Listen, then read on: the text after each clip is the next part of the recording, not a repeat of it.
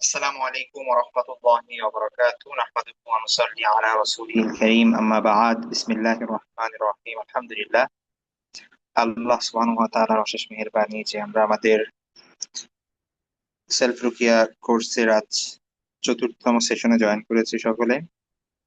আলহামদুলিল্লাহ। আমাকে একটু কাইন্ডলি চ্যাট বক্সে একটু জানান সাউন্ড ক্লিয়ার আছে কিনা এবং আপনার স্ক্রিন দেখতে পাচ্ছেন কিনা।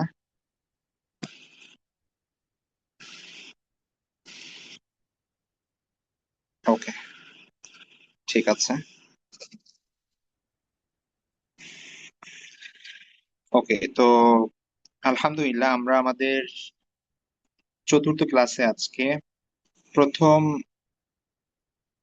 যে সেশনটি ছিল আমাদের, সেটি তো ওরিয়েন্টেশন সেশন ছিল, এবং লাস্ট যে দুইটি ক্লাস আমরা করেছি সেই দুটি ক্লাসের যে গুরুত্বপূর্ণ খুব টপিক আমাদের সেটা ছিল হচ্ছে জিন।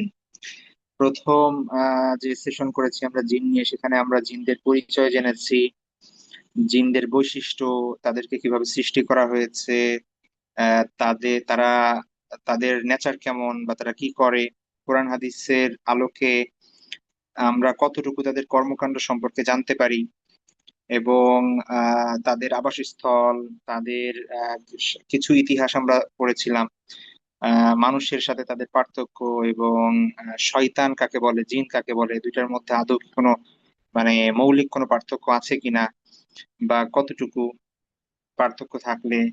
তো সেই বিষয়গুলো আমরা আলোচনা করেছিলাম, প্লাস হচ্ছে জিনদের ব্যাপারে আমরা ফ্রম থিওলজিক্যাল পার্সপেক্টিভ, আকিদাগত জায়গা থেকে আমাদের আসলে কি বিশ্বাস রাখতে হবে। জিনকে যদি কেউ বলে যে আমি জিন বিশ্বাস করি না, তার অবস্থা কি হবে। তো এই ব্যাপারগুলো নিয়ে আমরা আলোচনা করেছি, এবং আমরা আলোচনা করেছি এটাও যে জিন এমন একটা বিষয় যেটা নিয়ে মানুষের মধ্যে অনেক ভুল আকিদা আছে, অনেক কুসংস্কার আছে তাদের ধারণার মধ্যে এবং বিশ্বাসের মধ্যে। তো এই ক্ষেত্রে আমাদের কোরআন এবং হাদিসে অথেন্টিক সূত্রে যতটুকু এসেছে সেই ব্যাপারগুলোকে আমরা কোনোভাবে অস্বীকার করতে পারি না। আবার মানুষের এক্সপিরিয়েন্সের মাধ্যমেও অনেক বিষয় আমরা জানি, সেগুলো আমরা বিশ্বাস করতে সমস্যা নাই যদি সেটা শরীয়তের কোনো বিষয়ের খেলাফ না যায় বা বিরুদ্ধে না যায়, ঠিক আছে। তো এর পাশাপাশি গত সেশনে, অর্থাৎ 3 নম্বর সেশনে আমরা আলোচনা করেছিলাম যে জিনদের আসর বা পজেশন, আমরা বলি জিনে ধরা, তো এই জিনে ধরাটা আসলে কেমন হইতে পারে, এবং সেগুলো আহ, কোন কোন ওয়েতে হয়। আমরা এখানে আলোচনা করেছিলাম 4টা বিষয়: ফুল পজিশন, পার্শিয়াল পজিশন, এবং এর পাশাপাশি মেন্টাল ইনফ্লুয়েন্স, প্লাস হচ্ছে ফিজিক্যাল ডিস্টারবেন্স। এই 4টা বিষয় নিয়ে আমরা আলোচনা করেছিলাম। আমরা আলোচনা করেছিলাম যে কি কি লক্ষণ থাকলে আমরা বুঝতে পারবো যে সম্ভাবনা আছে যে জিনে ধরেছে। তো শারীরিক লক্ষণের কথা আমরা আলোচনা করেছিলাম, মানসিক লক্ষণের কথা বলেছি, আমরা আচরণগত লক্ষণের কথা বলেছি। তো এবং সেখানে বারবার করে বলা হয়েছিল যে যে কোনো একটা লক্ষণ দেখলেই এটা জরুরি না যে তারকে জিনে ধরেছে, বরং আমরা যখন মাল্টিপল ডাইমেনশনে বিভিন্ন লক্ষণ দেখব, তো সেই ক্ষেত্রে এবং সেটার ন্যাচারাল কোনো ব্যাখ্যা নাই, আপনার ডাক্তার দেখাচ্ছেন অথচ কোনো পড়ছে না, মানে কোনো রোগ ধরা পড়ছে না, তো সেই ক্ষেত্রে আমরা অ্যাজিউম করতে পারি যে হইতে পারে তাকে কোনো জিনে আসর করেছে। এবং সেই ক্ষেত্রে আমরা কি কি কারণে জিনে আসর করে থাকে সে ব্যাপারটা নিয়ে আলোচনা করেছিলাম, যে মানুষ কেন আসলে মানুষকে আসলে কেন জিনরা ক্ষতি করে বা তাকে ধরে, সেটার কি কি কারণ থাকতে পারে, সেই ব্যাপারগুলো আমরা আলোচনা করেছিলাম। এবং সর্বশেষ যে বিষয়টা এবং সব থেকে গুরুত্বপূর্ণ যে পয়েন্ট, সেটা ছিল যে এই যে জিনের আসর বা হচ্ছে জিন যদি কাউকে ক্ষতি করতে চায়, অথবা কোনো কাউকে জাদু করা হয় এবং জাদুর মাধ্যমে জিন বাধ্য হয়ে তাকে ক্ষতি করতে চায়, এই ধরনের যে কোনো পরিস্থিতিতে এই জায়গাগুলো থেকে আমরা কিভাবে নিজেদেরকে রক্ষা করতে পারি, মানে জিন ধরার যে সিচুয়েশন, এই সিচুয়েশনে ক্রিয়েট হবে না, আমরা আগেই নিজেদেরকে এমন একটা প্রোটেকশনের মধ্যে রাখবো এবং নিজেদেরকে এমন ভাবে প্রোটেক্ট করব যে যে কোনো জিন চেষ্টা করলেও আমাদের ক্ষতি করতে পারবে না, এমন কি কোনো ওয়ে আছে কিনা। তো সেই ব্যাপারগুলো আমরা প্রায় 13টা আপনাদেরকে বলে দেওয়া হয়েছে, প্রেসক্রিপশন দেওয়া হয়েছে। 5 ওয়াক্ত নামাজ এবং শরিয়া অনুযায়ী চলা থেকে শুরু করে বিভিন্ন দোয়া, বিশেষ করে ওয়াশরুমে যাওয়া, তারপরে হচ্ছে ঘুমের পূর্বে বা ঘর থেকে বাহির হওয়ার তারপরে হচ্ছে আরো অন্যান্য যে বিষয় আছে সেই বিষয়গুলো। তো এই ব্যাপারগুলো আমাদের আলোচনা শেষ, ঠিক আছে। তো আজকে চতুর্থ ক্লাসে আমাদের আজকে হচ্ছে জিন নিয়ে লাস্ট ক্লাস। তো আজকেও জিন নিয়ে আলোচনা, কিন্তু আজকে আমরা তারপর থেকে গত ক্লাসে যেখানে আলোচনা করেছি তারপর থেকে আলোচনা করব। অর্থাৎ আজকে আমাদের টপিক হচ্ছে যে ধরুন আপনার আহ জিন থেকে বাঁচার বিষয়গুলো আমরা জানলাম, যে জিনে যেন আমাদেরকে ধরতে না পারে, এবং জিন কতভাবে মানুষকে ধরে, কিভাবে কিভাবে ধরে, কেন ধরে, এই বিষয়গুলো আমাদের শেষ আলোচনা করা। এখন কথা হচ্ছে এখন জিনে ধরে ফেলছে, জিনের আসর আছে কারো উপর, এখন আমাদের কি করণীয়? আজকে হচ্ছে আমাদের সেই ক্লাস। তো আশা করি মানে ভূমিকার মাধ্যমে আমি আপনাদেরকে বোঝাতে পেরেছি যে আমাদের সোফার কি কি আলোচনা হয়েছে এবং আজকে আমরা কোন বিষয়টা নিয়ে আলোচনা করতে যাচ্ছি। তো আজকে আমাদের আলোচনার বিষয়, আবার বলছি কি, আজকে আলোচনার বিষয় হচ্ছে যে জিনে ধরছে কাউকে, অথবা জিনে পজেস করছে বা জিনে ডিস্টার্ব করে, ঠিক আছে। এই এমন তো অবস্থায় আমরা কি করতে পারি, এটা থেকে পরিত্রাণের উপায় কি? একটা তো আমরা দেখেছি যে ধরেন রোগ হওয়ার আগে কি কি পদ্ধতি অবলম্বন করলে আমাদের রোগ হবে না, ঠিক আছে। আপনি এখন এই যে ধরেন করোনা ভাইরাসের সময় আপনাকে বলা হলো যে আপনি এই এই কাজগুলো করবেন, দূরে থাকবেন, ঠিক আছে।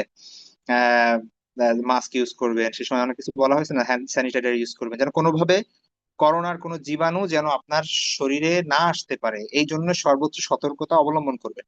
কিন্তু ধরেন করোনা হয়ে গেছে পজিটিভ, এখন আপনি কি করবেন?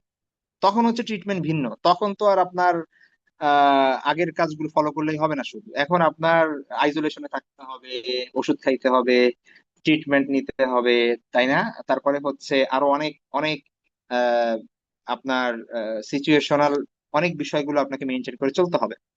তো সেই ব্যাপারটা সেরকম একটা উদাহরণ। তো জিনে ধরেন এখন কাউকে আক্রান্ত করে ফেলেছে, কেউ জিনের আসরের দ্বারা অলরেডি আসরগ্রস্ত। এখন আপনার কি করণীয়, এখন আপনি কি করতে পারেন? ঠিক আছে, তো সেই ক্ষেত্রে হচ্ছে আমাদের আজকের ক্লাস, যে আমরা জিনের আসরের রুকিয়া কিভাবে করব এবং সেটা আমরা ব্যক্তিগত জায়গা থেকে কিভাবে আমরা আমল করতে পারি। আপনি জানেন যে আপনার একটু জিনের সমস্যা আছে, আপনার ফ্যামিলি মেম্বারের কারো জিনের সমস্যা আছে, এবং পূর্বের যেই আহ যে লক্ষণগুলো দেওয়া হয়েছিল সেই একাধিক লক্ষণ তার মধ্যে আছে, এবং এটা যাচ্ছে না, বা ছোটবেলা থেকে অনেকের এই প্রবলেম গুলো থাকে, বা বড় হলে হয়, এবং কোনো মেডিকেল ট্রিটমেন্টে কাজ হচ্ছে না, বা অন্য কোনো কিছুতে কাজ হচ্ছে না। তো সেই ক্ষেত্রে আপনি কিভাবে রুকিয়া করতে পারেন এই জিনের যে সমস্যা সেটার প্রতিষেধক হিসেবে? তো আজকে হচ্ছে আমাদের সেই আলোচনা। তো প্রথমত হচ্ছে আহ এই বিষয়গুলো অলরেডি আমাদের জানা, জিনের অস্তিত্ব একটি স্বীকৃত বিষয়, কোরআন হাদিসে এটার উল্লেখ আছে, সুতরাং আহ আমাদের এটা অস্বীকারের কিছু উপায় নাই, ঠিক আছে। বাকি কোরআন হাদিসে জিনদের প্রভাব থেকে আমরা কিভাবে বাঁচতে পারি তারও দোয়া আমলের নির্দেশনা দেয়া আছে। হ্যাঁ, তো সেই ক্ষেত্রে কোরআন এবং হাদিসের আলোকে, সালফে সালিহিনের আমলের আলোকে আমরা যে বিষয়গুলো জানি সেটার আলোকে আপনাদের আজকে আমরা সেই বিষয়গুলো নিয়ে জানবো, যে বিষয়গুলো করার মাধ্যমে আমরা আল্লাহর ইচ্ছাই, আল্লাহ চাহে তো জিনদের যে আসর সেটা থেকে কিভাবে মুক্ত হতে পারি আমরা যদি আক্রান্ত হয়ে থাকি, ঠিক আছে। তো রুকিয়া করার পূর্ব প্রস্তুতি, এখানে কয়েকটা বিষয় দেওয়া আছে, আপনারা দেখতে পাচ্ছেন যে কাউকে জিনে আসর করছে, আপনি এখন রুকিয়া করতে চাচ্ছেন, বা আপনার নিজের জন্য রুকিয়া করতে যাচ্ছেন, আপনার পরিবারের মানুষের জন্য রুকিয়া করতে যাচ্ছেন। তো সর্বপ্রথম আপনার নিয়ত বিশুদ্ধ রাখা, এটা হচ্ছে সবার আগে, সবকিছুর আগে। ইন্নামাল আমালু বিন্নিয়াত, একটা মুসলমানের প্রত্যেকটা কাজের আগে তার নিয়ত ঠিক রাখতে হবে, এবং নিয়তের ব্যাপারটা হচ্ছে অন্তরের সাথে সম্পৃক্ত। আর এটার অ্যাক্সেস শুধু আল্লাহর কাছেই আছে, এটা পৃথিবীর অন্য কোনো মানুষ আসলে জানবে না, ঠিক আছে। আপনি বলতে পারেন যে হ্যাঁ আমার নিয়ত ভালো, কিন্তু এক্স্যাক্টলি আপনার নিয়ত ভালো কি ভালো না সেটা আল্লাহ ভালো জানে, তাই না? অনেক সময় আমরা দেখতে এমন মনে হয় অনেকে যে সে এটা করছে কেন, সে ওটা করছে কেন, কিন্তু তার ভেতরের খবর আমরা জানি না, সেটার সাথে সম্পৃক্ত আল্লাহ তাআলার, ঠিক আছে। তো এই জন্য শুধু রুকিয়ার ব্যাপার না, প্রত্যেকটা বিষয়ে, প্রত্যেকটা আমলের ব্যাপারে, ইবাদতের ক্ষেত্রে এবং ভালো কাজের পূর্বে নিয়তটা খুব ইম্পর্টেন্ট। কারণ নিয়ত অশুদ্ধ থাকলে আপনার পুরো বিষয়টাই বাতিল হয়ে যেতে পারে। আপনি যদি লক্ষ লক্ষ টাকা জাকাত দেন এবং নিয়ত যদি আল্লাহ সন্তুষ্টি না থাকে, বরং অন্য দুনিয়াবি কোনো উদ্দেশ্য থাকে, তাহলে আমরা সবাই জানি সেটার কোনো সওয়াব আপনি পাবেন না, তাই না? তো তেমনি ভাবে এই ক্ষেত্রে সবার আগে আমাদের বিশুদ্ধ নিয়ত থাকতে হবে যে আল্লাহর সন্তুষ্টির জন্য এবং শিফার উদ্দেশ্যে আপনি কি করছেন, রুকিয়া করছেন।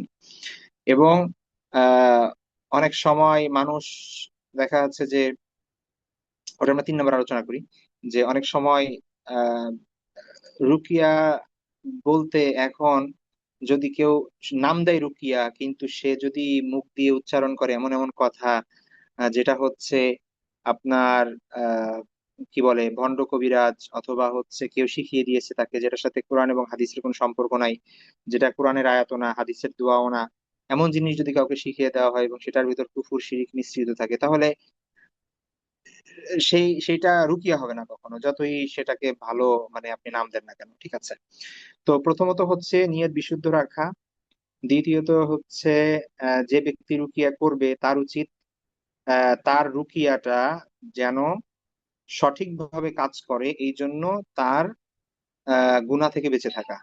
সে ব্যক্তি নিজে নামাজ পড়ে না, তাহলে তার কিভাবে এটা হতে পারে যে তার রুকিয়া কাজে আসবে? বা তার ধরেন খাবারে হারাম আছে, তাহলে তার রুকিয়া কিভাবে কাজ করবে? তো অনেক সময় আমাদের এই প্রবলেম গুলো হয়। হ্যাঁ, আমরা এই জিনিসগুলো মনে করি যে হুজুর যেটা বলছে আমি তো করতেছি, বইয়ে যেটা লেখা আছে আমি তো সেটা ফলো করছি, কিন্তু এটার ফিডব্যাক আমি ভালো পাচ্ছি না কেন? অনেক সময় আমাদের এই চিন্তাগুলো থাকে। তো সেই ক্ষেত্রে দেখা যাচ্ছে যে আপনার মেইন প্রসেস ঠিক আছে, কিন্তু আনুষঙ্গিক কিছু বিষয় এমন আছে যেটার কারণে আপনার দোয়া কবুল হচ্ছে না। ঠিক আছে? এবং আমরা সবাই জানি যে এর মধ্যে একটা বড় বিষয় হচ্ছে হারাম ভক্ষণ করা।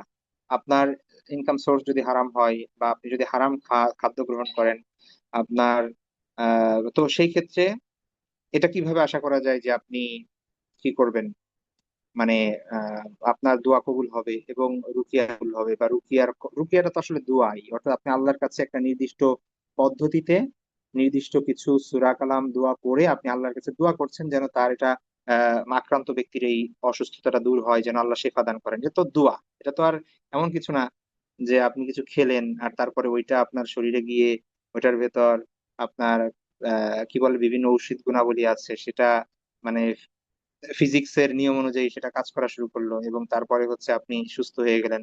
আহ, ব্যাপারটা তো এরকম না, এটা তো টোটালি আল্লাহর ইচ্ছা। আপনি আল্লাহর কাছে দোয়া করছেন এবং এই দোয়াগুলো যেহেতু আল্লাহ কোরআনে আপনাদের আমাকে শিখিয়েছে, আল্লাহ রাসূলই আমাদেরকে শিখিয়েছেন, সুতরাং আমরা আশা রাখতে পারি আল্লাহ সেই অনুযায়ী কি করবেন, আমাদেরকে এটা থেকে মুক্তি দিবেন, যেহেতু আল্লাহই শিখিয়েছেন আমাদেরকে। সুতরাং এখন একজন মানুষ হারাম গ্রহণ করে, হারাম খাদ্য খায়, বা তার ইনকাম সোর্স হালাল না, তাহলে এটা কিভাবে আশা করা যায় যে সে দোয়া করবে বা রুকিয়া করবে আর সেটা কবুল হয়ে যাবে?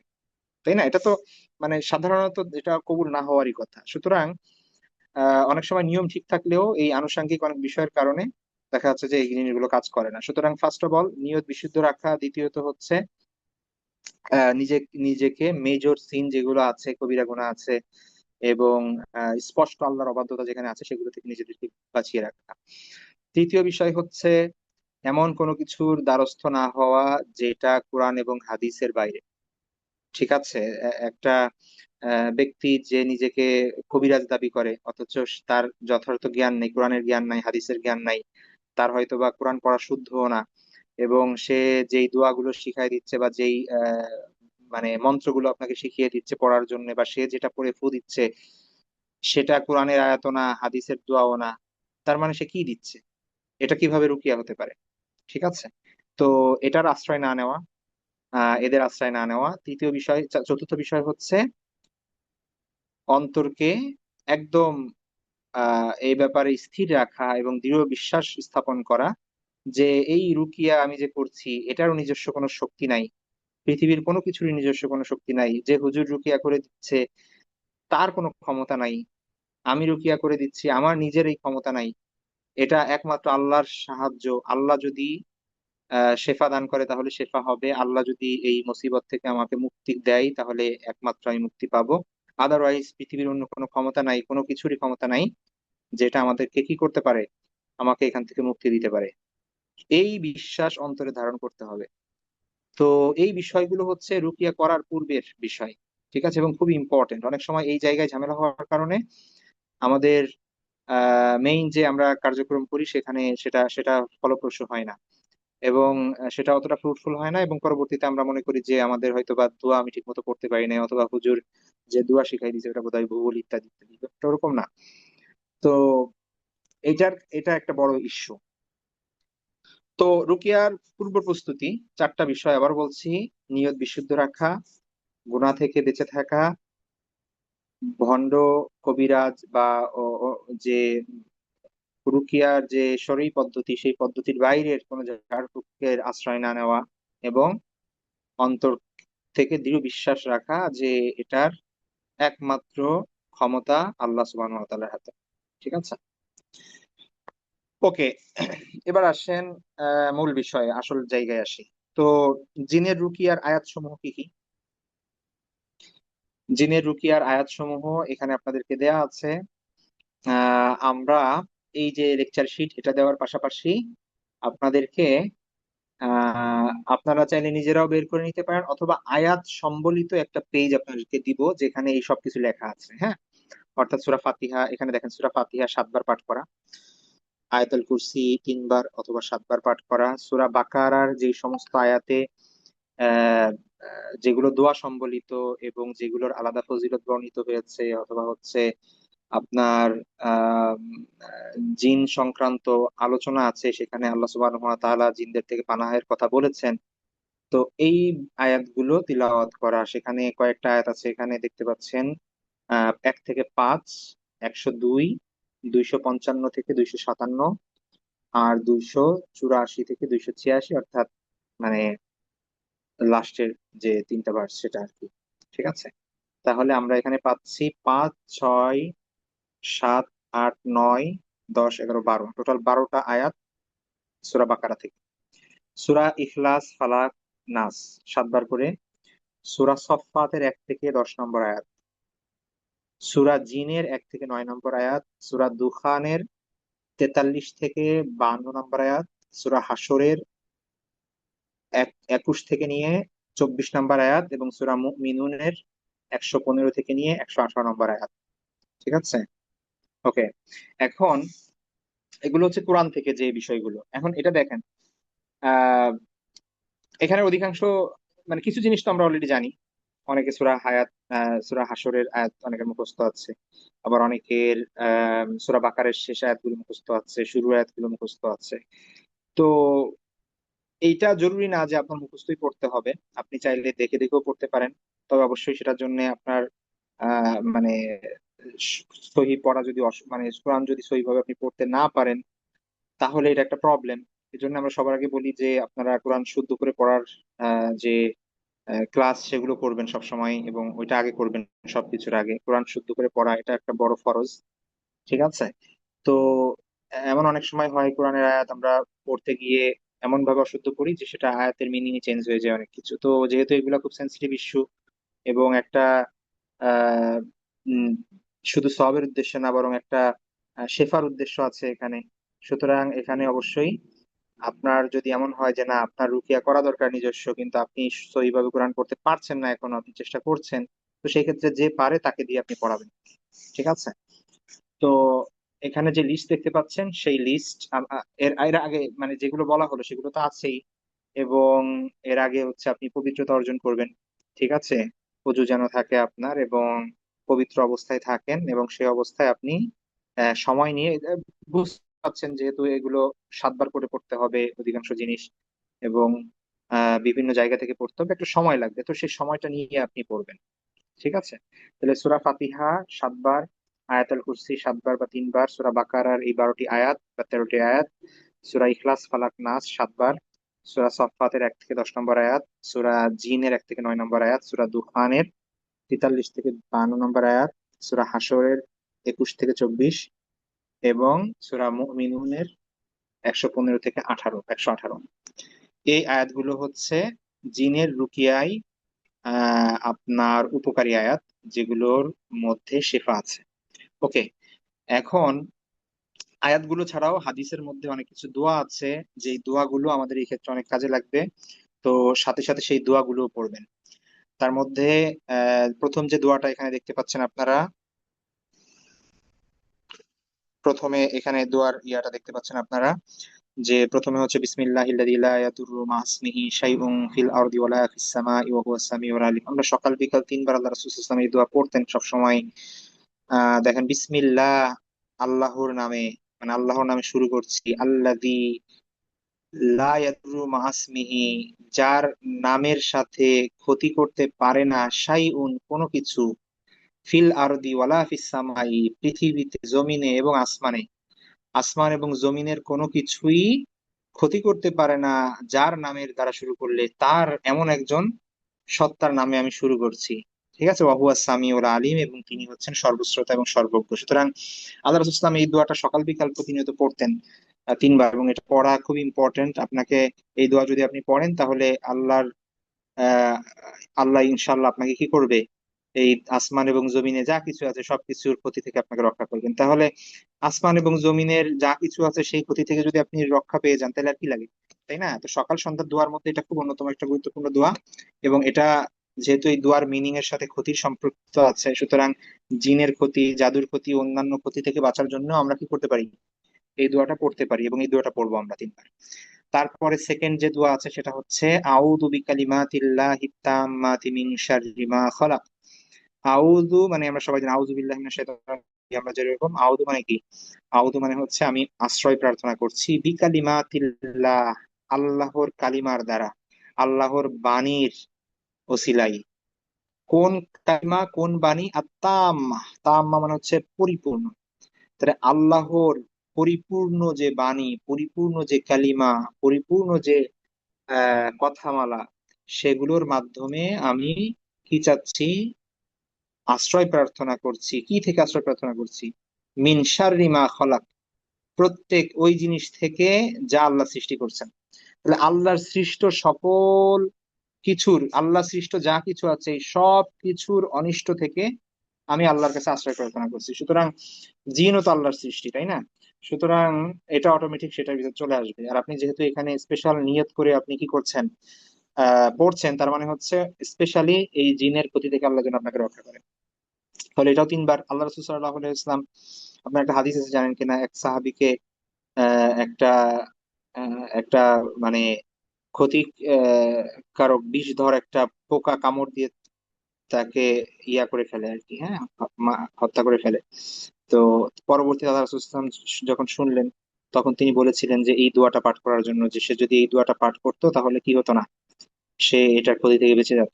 অর্থাৎ সন্ধ্যাবেলা বিশেষ করে তিনবার এটা পাঠ করা, এটা আল্লাহ রাসূল সাল্লাল্লাহু আলাইহি ইসলামের হাদিস থেকে আমরা জানতে পারি যে আপনি যদি এই দোয়াটা পড়েন তাহলে ভোর হওয়ার আগ পর্যন্ত রাতের যত অনিষ্টতা আছে, অন্ধকারের অনিষ্টতা আছে, ক্ষতিকর পোকামাকড় আছে, তো সেগুলো থেকে আল্লাহ আপনাকে রক্ষা করবেন, এমনকি সাপের কামড় থেকেও। তো সেগুলো হাদিসের মধ্যে উল্লেখ আছে। সুতরাং আউযু বিকালিমাতিল্লাহি তাম্মাতি মিন শাররি মা খালাক, এটা খুব ইম্পর্টেন্ট। আমাদের যাদের মুখস্থ না, এগুলো মুখস্থ করে নিব। এটা শুধুমাত্র জিনদের সাথে সম্পৃক্ত না, আবার বলছি, এটা আপনি কি করতে পারেন, সকাল সন্ধ্যায় এগুলা প্রতিনিয়ত পাঠ করবেন নিজেকে সেফ রাখার জন্য। তো তারপরে যে দোয়াটা সেটা হচ্ছে হাসবুনাল্লাহু ওয়া নি'মাল ওয়াকিল। হাসবুনাল্লাহ মানে হচ্ছে আল্লাহ আমাদের জন্য যথেষ্ট। হাসবুন, হাসবুন মানে হচ্ছে যথেষ্ট। হাসবুনাল্লাহ মানে আল্লাহ ইজ সাফিসিয়েন্ট ফর আস। ঠিক আছে, ওয়া নি'মাল ওয়াকিল, এবং তিনি কতই না উত্তম উকিল। দেখেন বাংলায় আমরা উকিল ব্যবহার করি না, উকিলের শাব্দিক অর্থ কি? উকিলের শাব্দিক অর্থ হচ্ছে যে আপনার হয়ে কি করে, মানে সবকিছু করে দেয় আর কি। ঠিক আছে, আপনি তাকে দায়িত্ব দিয়েছেন কিছু করার। তো চিন্তা করেন যে আপনি একটা কেসের মধ্যে আছেন, আহ তো এবং সেখানে আপনি এমন একজন উকিলকে পেয়েছেন যে হচ্ছে জীবনে কখনো কোনো কেস হারে নাই, এবং তাকে সবাই রেসপেক্ট করে, এবং সে অনেক বড় উকিল। তো আপনার মনোবলটা অনেক বেড়ে যাবে না, যে এই লোক যেহেতু আমাকে রিপ্রেজেন্ট করছে, এই লোক যেহেতু আমার পক্ষে, সুতরাং মানে এটা বলাই যায় যে আপনি কি করবেন, আপনি মানে খালাস পেয়ে যাবেন, অথবা হচ্ছে মুক্তি পেয়ে যাবেন। তো একটা আলাদা ভরসা থাকে, তাই না? এখন চিন্তা করেন যে আল্লাহর থেকে বড় উকিল আর কে হতে পারে। মানে আল্লাহ যদি আপনার অভিভাবক হয়ে যান, উকিলের একটা অর্থ আমরা ওলিও তুলতে পারি, অভিভাবক তুলতে পারি। তো মেইন উকিলের অর্থ তো আমরা বুঝতে পারি, উকিল মানে কি? উকিল মানে হচ্ছে আপনার হয়ে যে কাজ করে দিচ্ছে আর কি, ঠিক আছে, সে। তো আল্লাহ যদি কারো উকিল হয়ে যায়, তাইলে আর কি লাগতে পারে? ঠিক আছে, আপনি এখানে মানে ব্যাপারটা এই কনটেক্সটে, রুকিয়ার এই কনটেক্সটে আপনি বলছেন যে আল্লাহ আমার তো ক্ষমতা নাই, হ্যাঁ, এই এখান থেকে মুক্তি লাভ করার, তো আপনি আমার জন্য যথেষ্ট। আর এটা থেকে আমাকে মুক্ত করার জন্য আমি আপনাকে কি করলাম, মানে আমার অভিভাবক হিসেবে, আমার উকিল হিসেবে নির্ধারণ করলাম। তো আল্লাহ এমন উকিল, আল্লাহ এমন ওলি, যে আল্লাহর কাছে তো এমন কিছু নেই যে আপনার আপনার মানে বলবে দুনিয়ার উকিল হয়তো আপনাকে বলবে ভাই তুমি এমন কেসে ফাইসা গেছো, আমার আসলে কিছু করার নাই, কারণ সব এভিডেন্স তোমার বিপক্ষে। ঠিক আছে, মানে আমি আমি চাইলেও, আমি যত বড় এক্সপার্ট হই না কেন, আমার যত অভিজ্ঞতা থাকুক না কেন, আমি কিছুই করতে পারছি না, কারণ হচ্ছে এখানে স্পষ্ট সকল এভিডেন্স তোমার বিপক্ষে। সুতরাং আমার এখানে আসলে কিছু করার নাই। এ দুনিয়ার উকিল কি করবে? তার মাজুরাত, তার যে ইয়া পেশ করবে, অক্ষমতা পেশ করতে পারে। কিন্তু আল্লাহ এমন উকিল যে সেখানে কোনো কি নাই, এখানে কোনো অক্ষমতা নাই। দুনিয়ার ডাক্তার আপনাকে বলবে যে ভাই এটা এমন একটা রোগ, এটা এটা সম্ভব না, কোনো মেডিকেল সায়েন্স এখনো সেটার ট্রিটমেন্ট আবিষ্কার করে নাই, আমি কিভাবে আপনাকে রক্ষা করব, তাই না? তো সেটা দুনিয়ার ডাক্তার বলতে পারবে।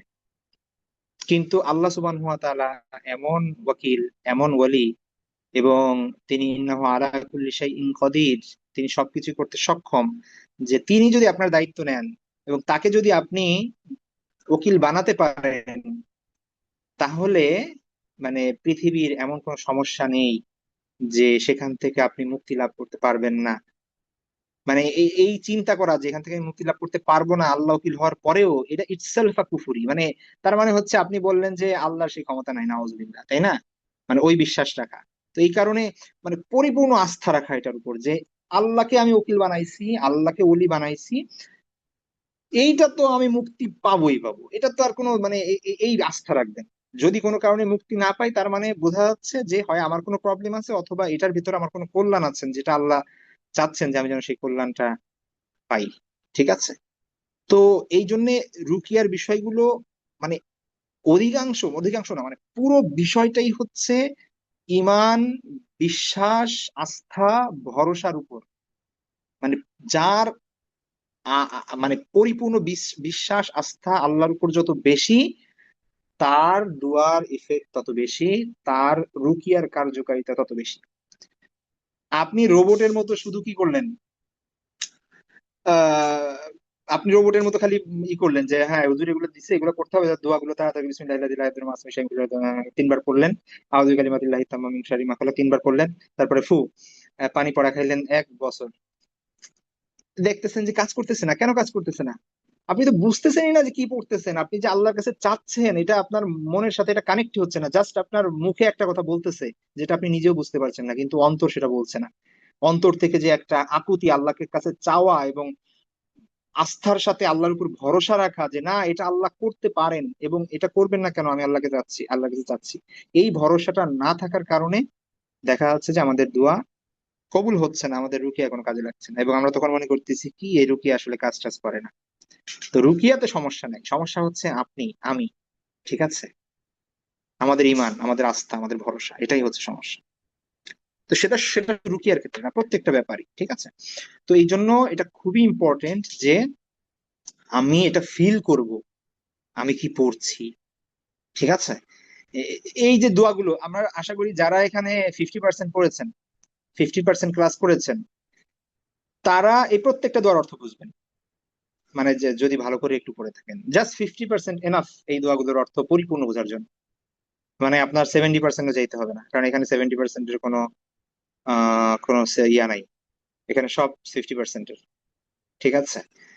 তো এটা তাদের জন্য বোঝা খুবই সহজ, এবং যদি বুঝেন এটা বুঝতে পারবেন যে আপনি কতটা আপনার নামাজের মধ্যে, নামাজের পরে, নামাজ এবং বাইরে যে কোনো সময় আপনি দোয়া করবেন, আপনি তখন কি করতে পারবেন, মানে মন খুলে দোয়া করতে পারবেন, এবং আপনি যেটা বলতেছেন, আপনি যেটা ফিল করতেছেন, আপনি বুঝতে পারেন যে এটার ইফেক্ট কেমন হবে। ঠিক আছে, আপনি শুধু নামাজের মধ্যে পড়ে গেলেন আল্লাহুম্মা ইন্নী যালামতু নাফসি যুলমান কাসীরা, আপনি জাস্ট পড়ে গেলেন, সালাম ফিরে ফেললেন, এইটা। আর হচ্ছে আপনি ফিল করছেন যে আল্লাহ, আল্লাহুম্মা ইন্নী যালামতু, হে আল্লাহ আমি জুলুম করেছি, আমার উপর অনেক বড় জুলুম করেছি। আপনি এটা নিজে মানে ফিল করে বলছেন আল্লাহকে। তো দুইটা কি কখনো সমান হবে? কখনোই সমান হবে না। ঠিক আছে? তো এই জন্য এই বিষয়গুলো খুব ইম্পর্টেন্ট যে এই বিষয়টা খুব ইম্পর্টেন্ট যে আমরা এই দোয়াগুলো মানে বুঝে পড়ার চেষ্টা করব এবং ফিল করে আস্থার সাথে ইমানের সাথে আমরা এটা পড়ার চেষ্টা করব। এটা খুব জরুরি। তখন দেখবেন যে এটা আল্লাহর ইচ্ছা, ইনশাল্লাহ এটা কি হবে, এটা এটা কাজে আসবে।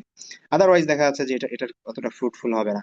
তো একটা হাদিস আপনারা জানেন যে আল্লাহ সুবহানাহু ওয়া তাআলা মানে হাদিসে কুদসি এটা, অর্থাৎ আল্লাহ সুবহানাহু ওয়া তাআলা বলেছেন যেটা, সেটা আল্লাহ রাসূল সাল্লাল্লাহু আলাইহি ওয়াসাল্লাম বর্ণনা করেছেন যে আল্লাহ হচ্ছেন আহ প্রত্যেক বান্দার জন্য সেরকম তার সাথে আচরণ করেন ওই বান্দা আল্লাহর প্রতি যেমন ধারণা রাখেন। এটা খুবই বাস্তব। হ্যাঁ, আপনি যদি ধারণা রাখেন যে আমার উপর এত মুসিবত, এত বিপদ, কিন্তু আমি তো জানি আমার আল্লাহ আমাকে 1 সেকেন্ড এখান থেকে বের করে দিতে পারেন, আমাকে আমার আল্লাহ ক্ষমতা রাখেন, সে আমাকে এখান থেকে এই অবস্থা থেকে বের করে নিয়ে আসবেন।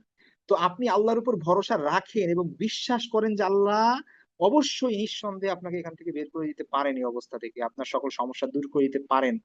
আপনি এমন একটা সিচুয়েশনে পড়েছেন, আপনি মনে হচ্ছেন যে কোনো কুল কিনারা নাই এবং আপনি কোনো অথই সাগরে হাবুডুবু খাচ্ছেন, আপনি উঠতেও পারছেন না, কিছু করতে পারছেন না, আপনি প্রিজনের মধ্যে আছেন, একটা আবদ্ধ অবস্থায় আছেন, আপনি কোনো পাচ্ছেন না, সেখান থেকে উত্তরণের কোনো পথ পাচ্ছেন না।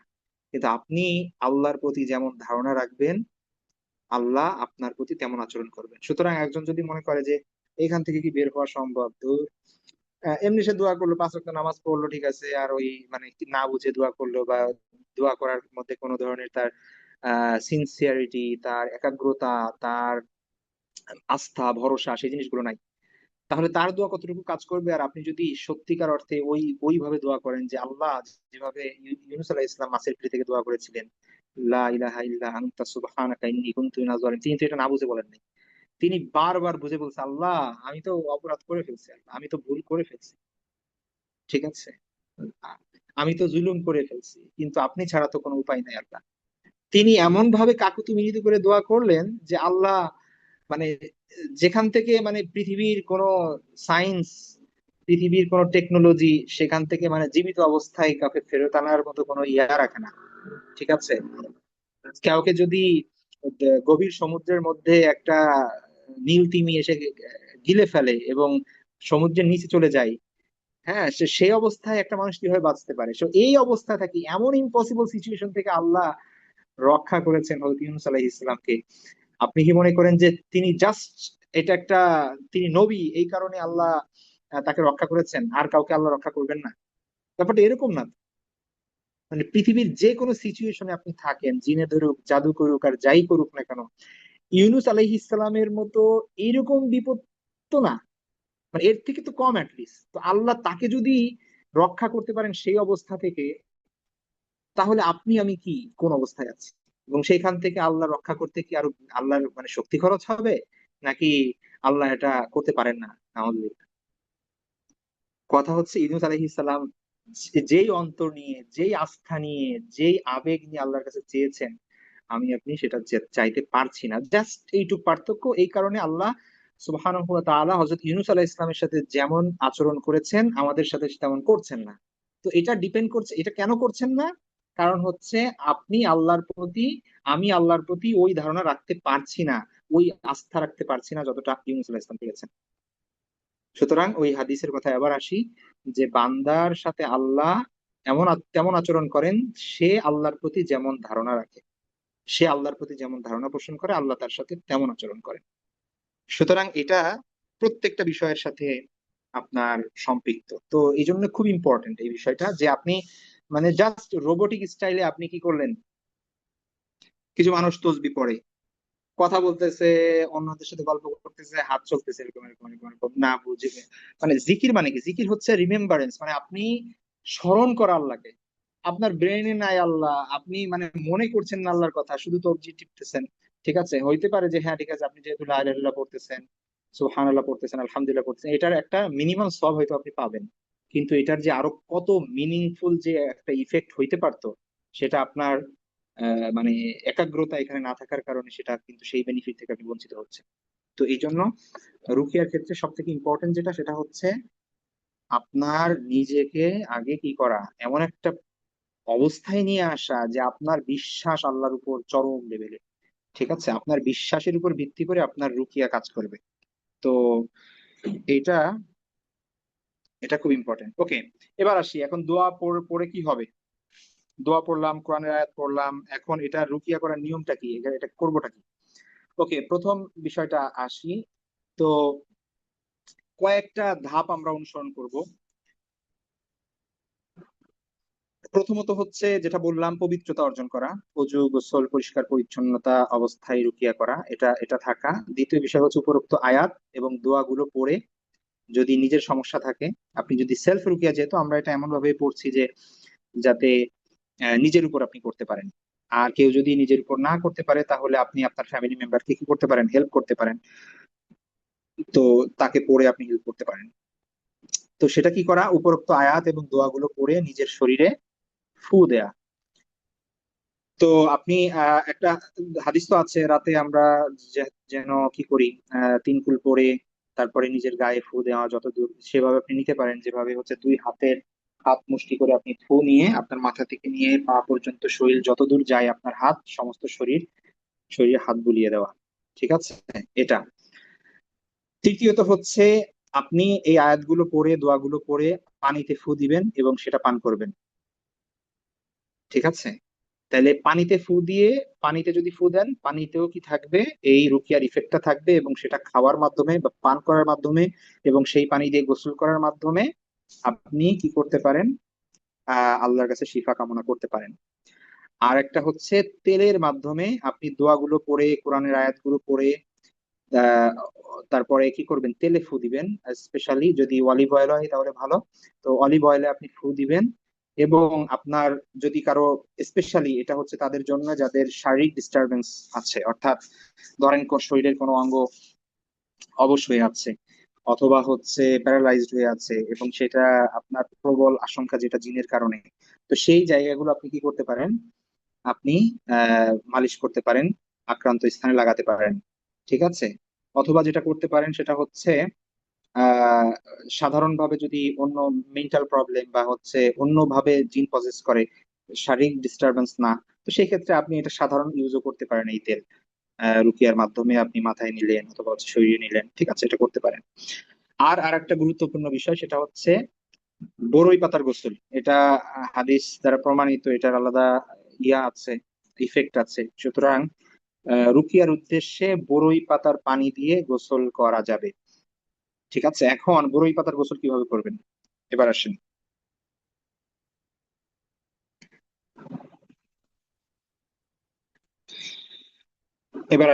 বড়ই পাতার গোসল কিভাবে দিবেন।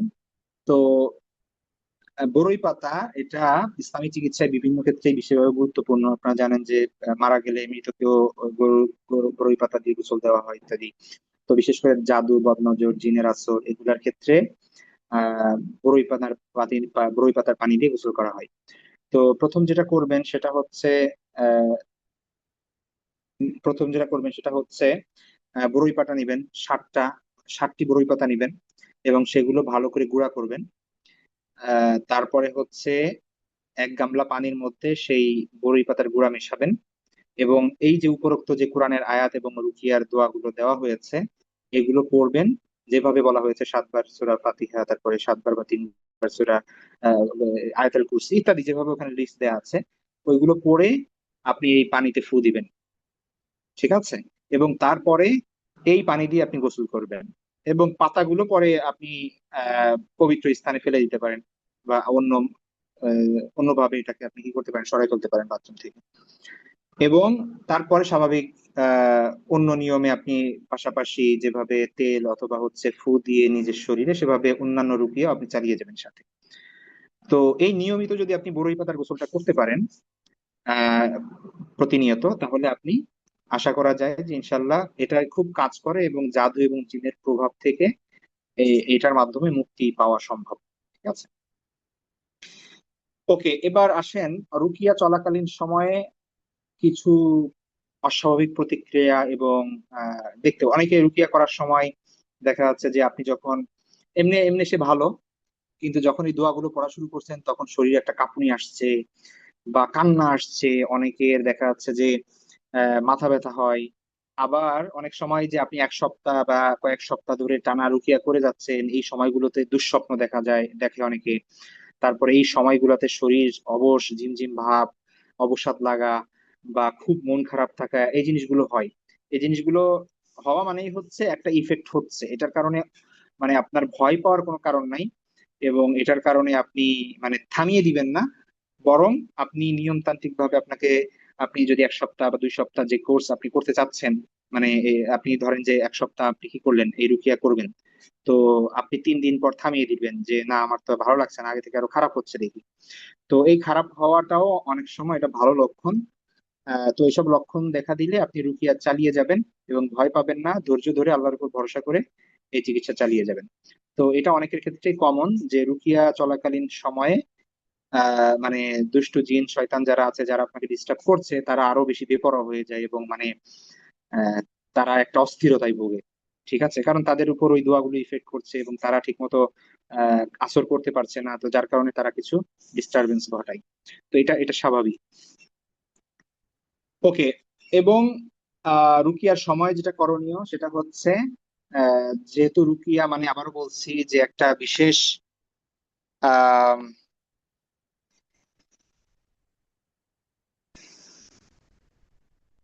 ওকে, আপনার স্ক্রিন দেখতে পাচ্ছেন, এখানে হচ্ছে বড়ই পাতার গোসলের কথা বলা হয়েছে, এবং এখানে গোসলের পদ্ধতি দেওয়া আছে। আর এখানে হচ্ছে রুকিয়া চলাকালীন প্রতিক্রিয়ার কথা বলা হলো। ওকে, এবার আসেন পরের পেজে, আমরা দেখি যে রুকিয়ার সময় করণীয়। তো স্বাভাবিকভাবেই রুকিয়া বারংবার বারংবার করা লাগতে পারে, এমন না যে একবার করলে আপনার হয়ে যাবে। এটা কয়েকদিন বা সপ্তাহ ধরে করতে হতে পারে, অনেকের কয়েক সপ্তাহ লাগতে পারে। তো যতদিন না আপনি একটা ভালো রেজাল্ট পাচ্ছেন। ঠিক আছে, তো এই সময়টাতে আপনি রুকিয়াও করলেন, আবার গুনার সাথেও লিপ্ত থাকলেন। রুকিয়া করলেন, আপনি হারাম থেকে দূরে থাকতে পারলেন না। তো তাহলে তো আর হবে না। তো এই সময়টাতে যত বেশি ভালো কাজ সম্ভব, এবং আল্লাহ খুশি হন এমন বেশি বেশি কাজ এমন করা, বেশি বেশি দান সাদাকা করা, বেশি বেশি ইস্তিগফার পড়া, বেশি বেশি দুরূদ শরীফ পড়া, বেশি বেশি কোরআন তেলাওয়াত করা। ঠিক আছে, হারাম থেকে দূরে থাকা, আহ তো হালাল হারাম মেনটেন করা, এই জিনিসগুলো আপনার এই সময়টাতে স্পেশালি বেশি জরুরি। সবসময় এগুলো জরুরি, প্লাস স্পেশালি রুকিয়ার সময়টাতে একটু বেশি জরুরি। ঠিক আছে। তো এই জন্য আপনারা এই নিয়মগুলো ফলো করবেন। এবং সবার থেকে ইম্পর্টেন্ট যে বিষয়টা, সেটা হচ্ছে যে যেটা আমি বললাম আপনাদেরকে দীর্ঘ সময় ধরে, সেটা হচ্ছে যে রুকিয়ার ইফেক্ট অনেক ক্ষেত্রেই ডিপেন্ড করছে আপনার নিয়ত এবং আল্লাহর উপর আপনার আস্থার উপর। ঠিক আছে।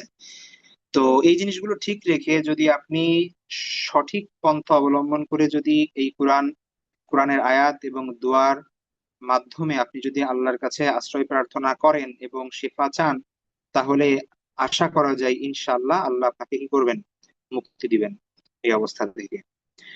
তো ঠিক আছে, এখানে লাস্ট পরামর্শ হচ্ছে সঠিকভাবে যদি আপনি রুকিয়া করতে পারেন, তাহলে ইনশাআল্লাহ জিনের আসর অন্যান্য সমস্যা থেকে মুক্তি পাবেন, এটা সম্ভব।